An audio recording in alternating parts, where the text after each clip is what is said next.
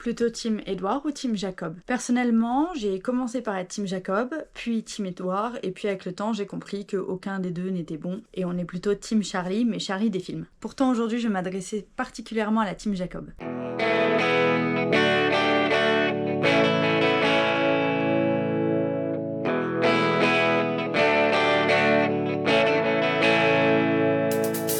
Bien le bonjour tout le monde, aujourd'hui on se retrouve pour vous présenter la saga des loups de Mercy Falls de Maggie Stiefvater. Alors il s'agit tout d'abord d'une saga qui est sortie dans les années 2010.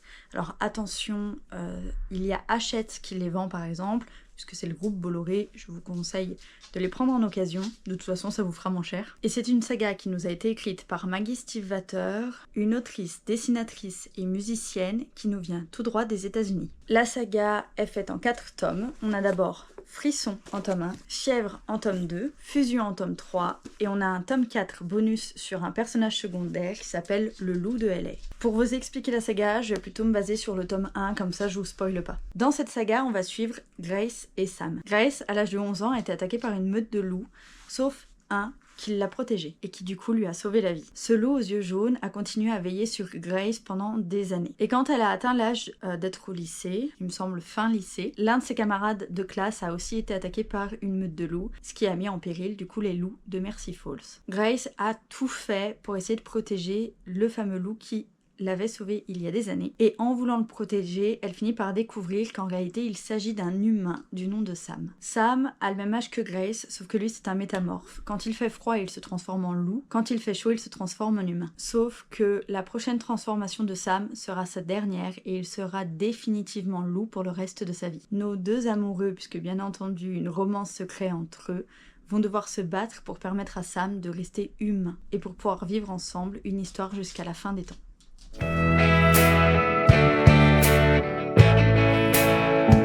J'avais beaucoup apprécié cette saga à l'époque, je crois que je l'ai lu quand même fin de l'adolescence, donc ça faisait déjà des années que c'était sorti. Mais forcément, quand on a apprécié Twilight, quand on était gamin, on a envie de retrouver un petit peu les mêmes sensations, mais avec quelque chose peut-être d'encore meilleur et de moins problématique aussi. Et pour le coup, j'ai trouvé cette saga très bien, surtout que les métamorphes loups sont très intéressants et peuvent être aussi bien exploités que les vampires. En plus, tout le jeu avec la température corporelle, je l'ai trouvé très bien trouvé, très intéressant. Ça change du classique mythe du loup-garou qui se transforme par la morsure et suivant la lune. Il est justement bien utilisé, il permet beaucoup d'action, beaucoup de tension, beaucoup de suspense.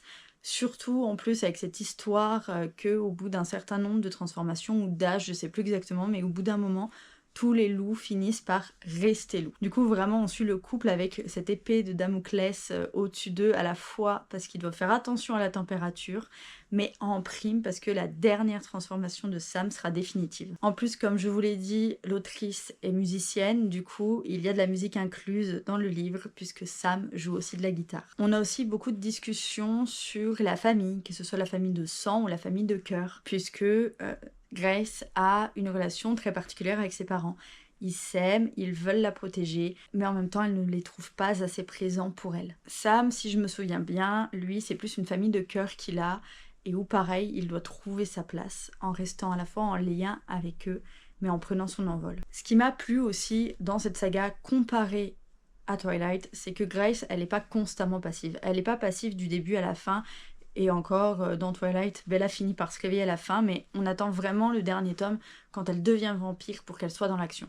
Je me souviens même que Kristen Stewart avait dit en interview qu'elle était soulagée d'enfin faire partie de l'action, parce que vraiment depuis le début de la saga, elle jouait vraiment juste un peu une potiche, on va pas se mentir. Bella a beau être le personnage principal en réalité, elle est très en arrière, elle est très dans l'attente, elle est très dans la passivité. Grace, pour le coup, c'est pas le cas.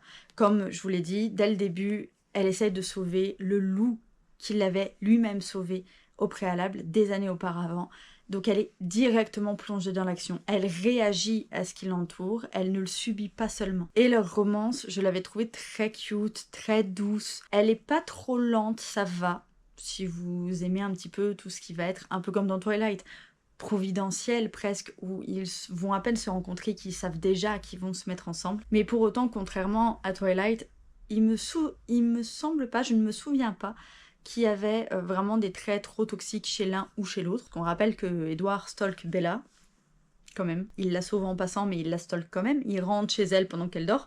On n'a pas ça dans cette série. C'est beaucoup plus doux, je trouve, et beaucoup plus positif. Après, on reste dans les années 2010, donc clairement, ça ne m'étonnerait pas qu'en relisant les livres, je me retrouve de nouveau à voir des choses qui sont un peu moins bien. Les personnages secondaires aussi ont une vraie place pour beaucoup, c'est justement pour ça, dans le dernier tome, le tome 4, c'est vraiment basé sur un personnage qui est secondaire, mais qui a quand même de l'importance dans l'histoire. Vraiment, dans la saga de base, on a surtout Grace et Sam qui sont très prioritaires, mais les personnages secondaires, ils ont une vraie histoire. Ils vivent vraiment des choses à côté. Il y a d'autres couples qui peuvent se former, il y a d'autres personnages qui ont leur propre caractère, qui vont influencer du coup la trajectoire des deux personnages principaux, mais pas toujours de manière très active, simplement par leur présence auprès d'eux. Leurs proches au final sont vraiment une partie importante de l'histoire. On va dire un peu comme aux échecs où souvent on se dit que les pions, bon, ce sont pas les plus forts, c'est pas les pièces les plus fortes, mais pour autant elles sont essentielles à votre partie.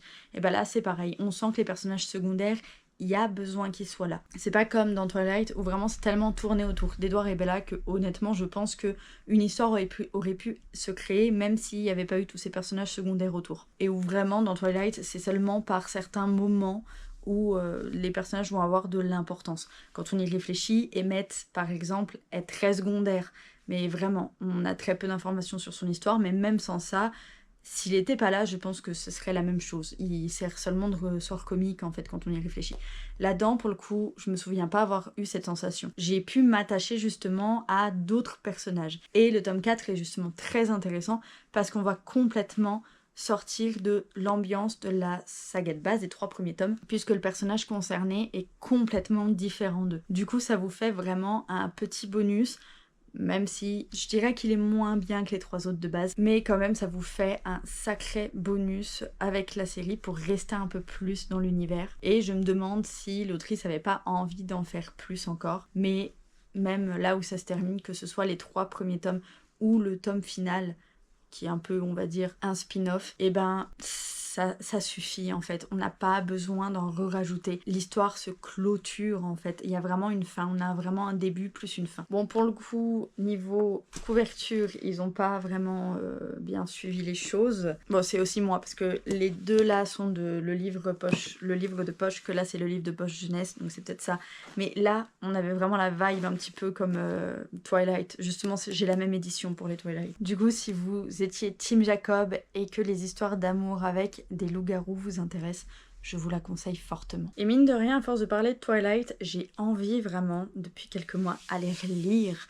Il faudrait que je vous fasse une vidéo là-dessus de maintenant, est-ce que la saga va plus me plaire, bien que j'ai conscience de toutes les problématiques qu'il y a dedans, ou est-ce qu'au contraire, ça va juste être encore pire qu'avant. À savoir que Twilight, j'avais quand même décroché à beaucoup de passages, surtout les passages de rêve de Bella, c'est lent pour rien, ça n'apporte pas tant de choses que ça. Mais peut-être que maintenant ça me plairait plus, je ne sais pas. Mais en tout cas, cette saga-là, les loups de Mercy Falls, ça n'a pas été le cas. Voilà. Du coup, n'hésitez pas à me dire si vous la connaissiez ou si elle vous tente. N'hésitez pas à regarder en occasion si elle y est, vu qu'elle date d'il y a 16 ans. Il y a de grandes chances qu'elle soit vraiment pour pas cher. Et puis sur ce, je vous dis à plus et puis on se voit pour une prochaine vidéo.